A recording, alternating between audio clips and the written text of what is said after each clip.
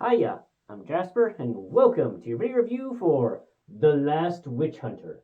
It's a movie starring Vin Diesel, Rose Leslie, aka Ygritte from Game of Thrones, Elijah Wood, Olafur Dari Olafsson, aka the pilot from The Secret Life of Walter Mitty, and Michael Caine, as well as a little bit of Joe Gilgun, who is the really memorable Scottish guy from Lockout. Good movie, you should go watch it. So, as always, I'm going to give you the good, the bad, and the furry. To start with furry, there's quite a bit of furry if you like insect things. Like, there's quite a few insectoid things, both like swarm and then bigger, smaller, bigger events.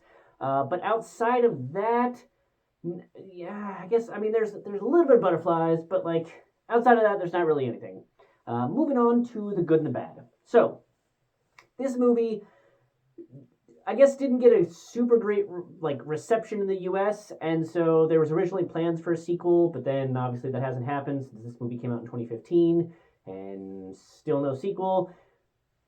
I think it probably made back enough money to not have lost money based on when I looked at the box office versus the estimated budget. So I don't think it lost money, but like barely. So it explains why they weren't going to put money towards a sequel. But honestly, I don't know why this movie didn't make money, because this is one of my favorite Vin Diesel movies. Like, don't get me wrong, I love the Triple X movies that he's in, and the Fast and Furious movies started out with a lot of heart, now they're a lot of ridiculousness, but in a fun way. But like, I don't know how this movie didn't make money. It's it's like Chronicles of Riddick. How would those not have made money? It's so good. So in this storyline, Vin Diesel character fights a witch. They have a really awesome opening of the fight. Like, that is just a really great way to just grab people. And that was just like, it had excellent lighting. They did it in a way where you could still see what's going on, but still had the dark and scary, and then the flames and whatnot. So good.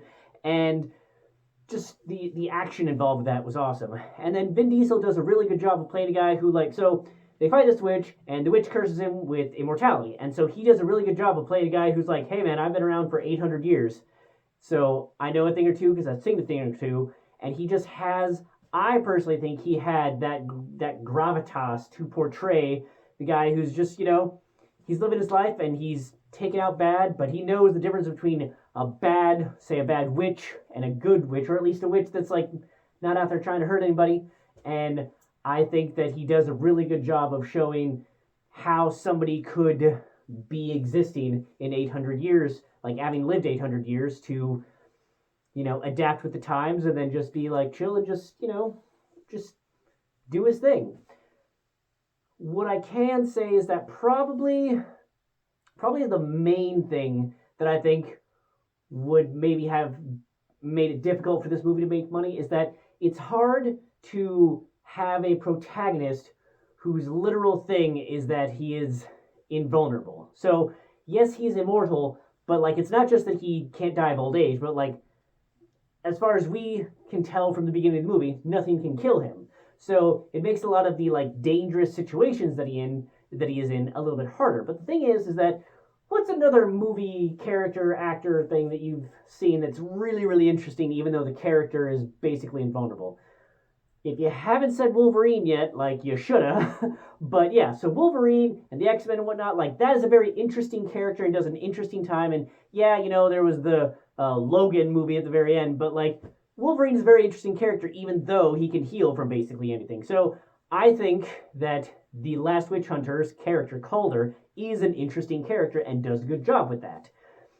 And I think that how they implement and how they show magic in this world and how they explain the world, or not really so much explain of like a narrator voiceover thing, but like how they show you the world and the rules that they have.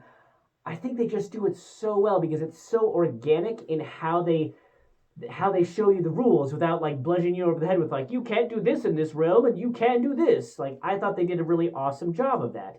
I liked the characters. I especially loved the Rose Leslie's character. Like, she was just amazing in this, and I hope she continues to find more work because she's awesome. I love Olafur because I saw him in Secret Life of Walter Mitty, and every time I see him in anything else, I'm just like, yay, I like this guy. So I like seeing more of his work. And same with Joe Gilgun. I'm not saying he had the biggest part in this, but yeah. And then you can't go wrong with Michael Caine. So it's just, and Elijah Wood's always good, but yeah. So Vin Diesel's always win, and I really like this. They had such good implementation, and like the CGI was spot on when it needed to be, and they used practical effects where they needed to, and I was interested and entertained by the story throughout. And yeah, so I think that this movie definitely had franchise potential, and I'm kind of sad they didn't because I like Vin Diesel and I like seeing his franchises. Like the Triple X franchise, the Chronicles of Riddick franchise. Like this would have been another fun one to see him in, and it's unfortunate that it didn't pan out that way. But I still think this is a good movie, and y'all should see it because I think it's underappreciated. So give it a shot. That's all I have for this one. Thanks for coming. Thanks for watching. Hope to see you the next one. Bye.